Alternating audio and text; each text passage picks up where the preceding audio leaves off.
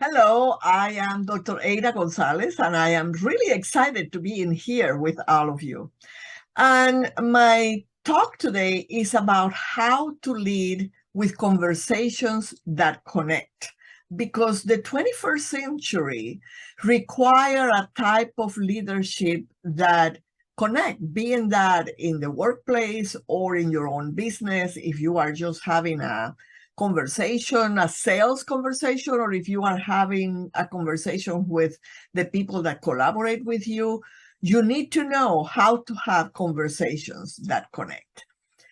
The other day, I was at the supermarket when I heard the sound of something breaking maybe a couple of aisles beyond where I was, and immediately a loud torrent of words, things like, "You can be such a clumsy fool. You never do anything right. I don't know why I put up with you. You are a good-for-nothing blinkety blank." Well, I'm sure you have heard or even witnessed something similar to this, being that in the workplace or in the supermarket or on a park or even with your own family. The first sentence that comes out of your mouth can connect or can repel other people.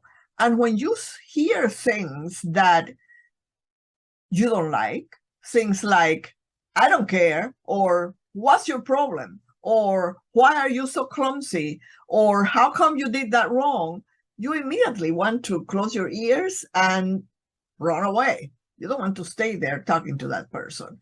And these are the kinds of negative words that can bring problems, conflicts, and create havoc in relationships. So over time, if you keep saying more critical things than positive things, you end up forgetting how to have positive connections and how to have positive conversations. And you know what? If you don't learn to communicate better, you risk becoming financially and emotionally bankrupt, out of a job, heading to divorce court if it is with your partner, or unable to make your business profitable because you don't have enough connections. So the challenges, the changes, and the type of work that we face in this new century require more than ever that collaboration and that conversation that needs to be mostly face-to-face, because you really don't get the same when you are just on a Zoom like we are right now, even though we kind of connect, but it's not the same. And it's not the same as if you are just on the phone or if you are just texting, because you are missing a lot of the elements that help with that connection. And misunderstandings are more likely to occur.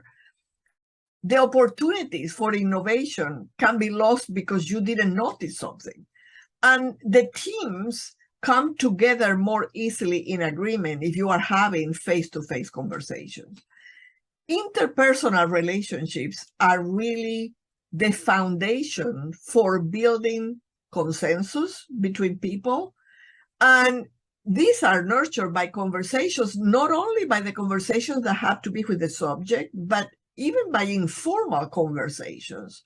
So leaders and entrepreneurs really need to have more conversations than what we usually have, I think. Margaret Whitley said, "A leader these days needs to be a host, one that convenes diversity, who convenes all viewpoints in a creative process where our mutual intelligence can come forth." And to me, that's really the real challenge of diversity. It's not how many diverse people you have or you work with or you interact with. Is how can you help diverse brains come together in conversation? Because after all, if you are a leader of your own business or of an organization, you spend probably around 75% of your time communicating.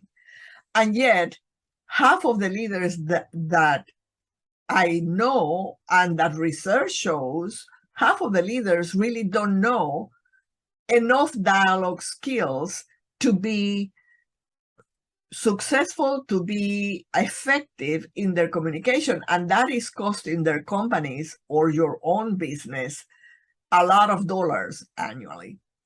Because poor communication is a sure path to destroy relationships.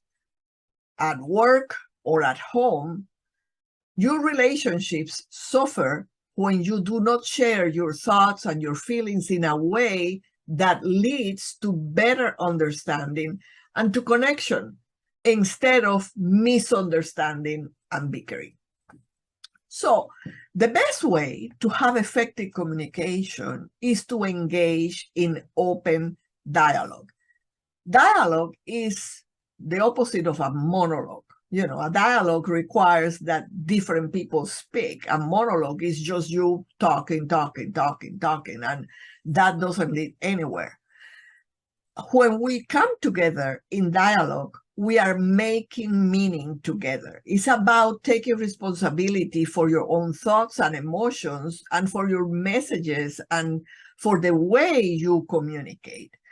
And in order to have an effective dialogue, you need to be able to open a space that is safe, that you feel that you can be vulnerable, you and the people around you can be vulnerable, and that you know the others can embrace your understanding and their understanding, and that people are not going to misunderstood, but they are going to try to give the time and the space for your feelings and other people's feelings to be able to be expressed without fearing that they will be criticized or ridiculed or looked at with contempt. And therefore, you will need to create a protective structure where all the brains can be engaged. Because people that work together need to build some ground rules so that you can protect that process of dialogue.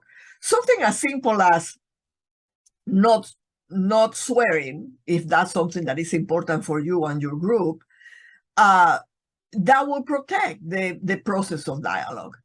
It cannot be a free-for-all where everybody will just say whatever comes to their brain in whichever way it comes, and then feelings are hurt and people decide not to open their mouths.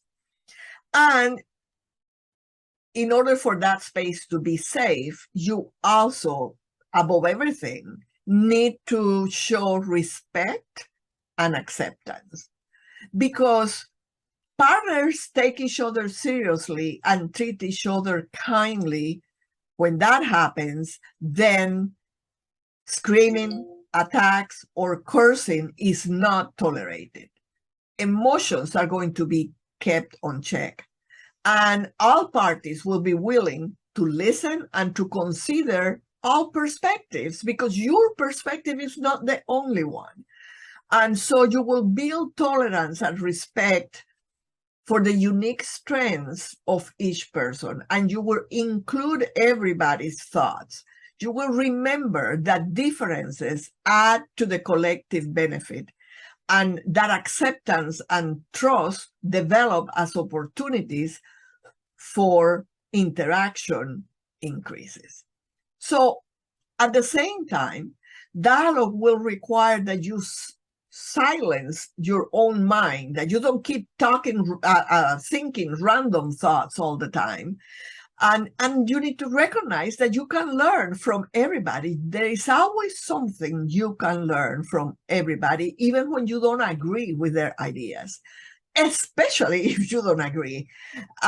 Conversations otherwise will become boring and ineffective if nobody feels that they can speak their mind. Conversations falter and fail when opinions and worldviews clash, because then it causes people to become defensive. Now, the problem is we all have different ways of thinking and looking at the world.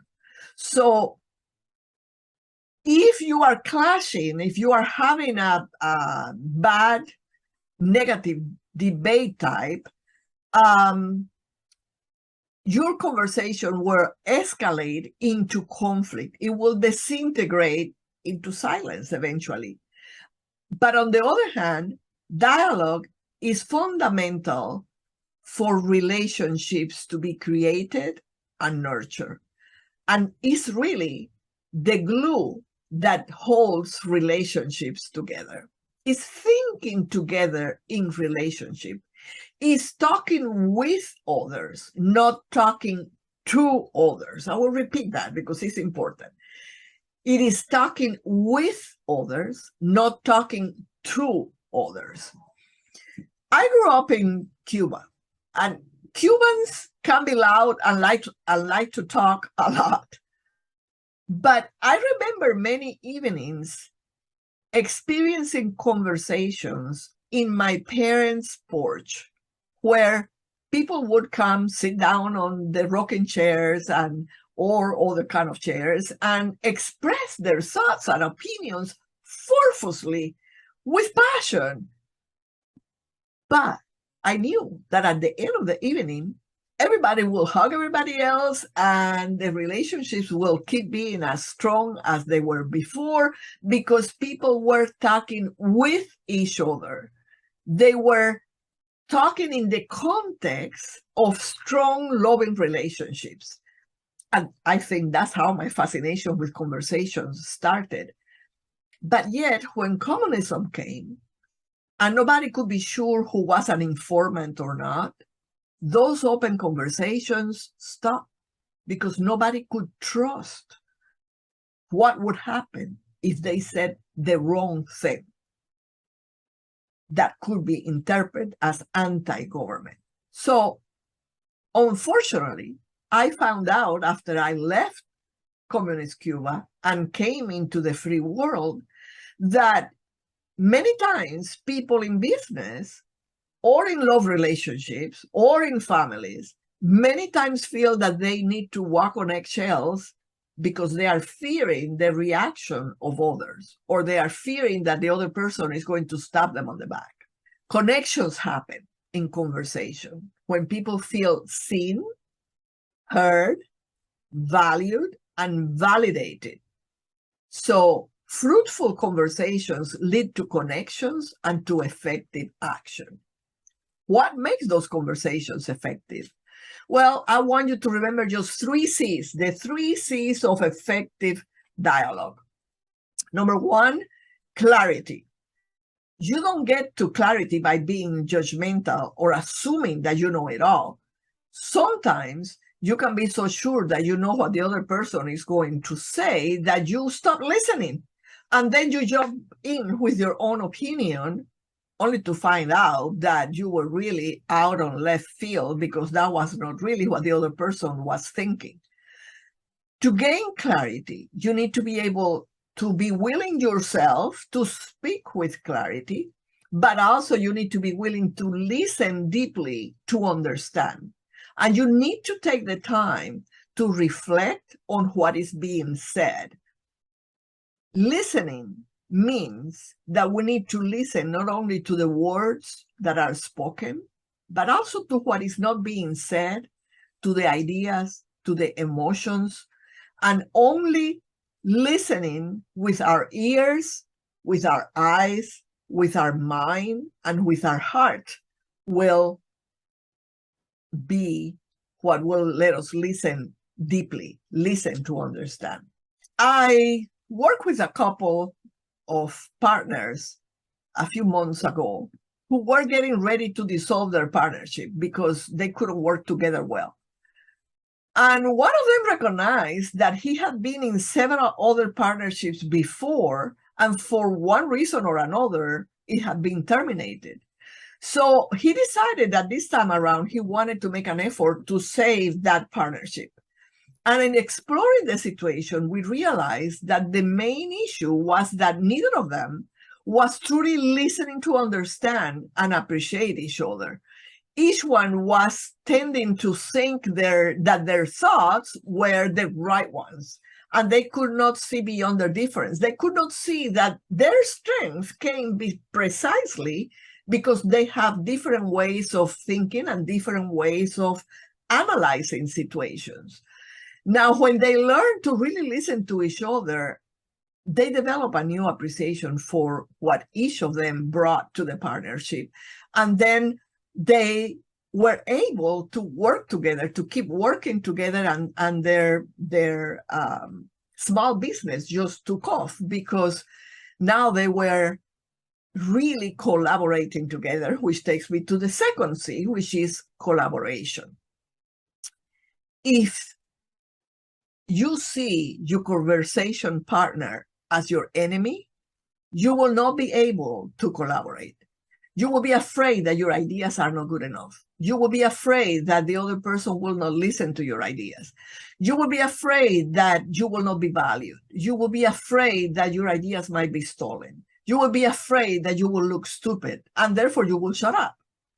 But unless we cultivate openness of mind and curiosity and flexibility, and you share your values and your ideas clearly, your communication will not be effective. The brains that work together bond together.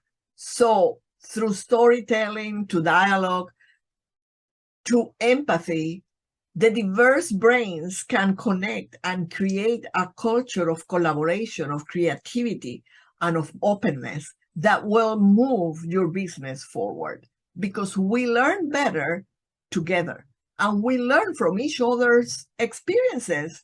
And that's why it's important to share stories about successes and stories about failures too, because the greatest service you can offer others is to share and explore together your own thoughts, your own feelings and dreams and wisdom.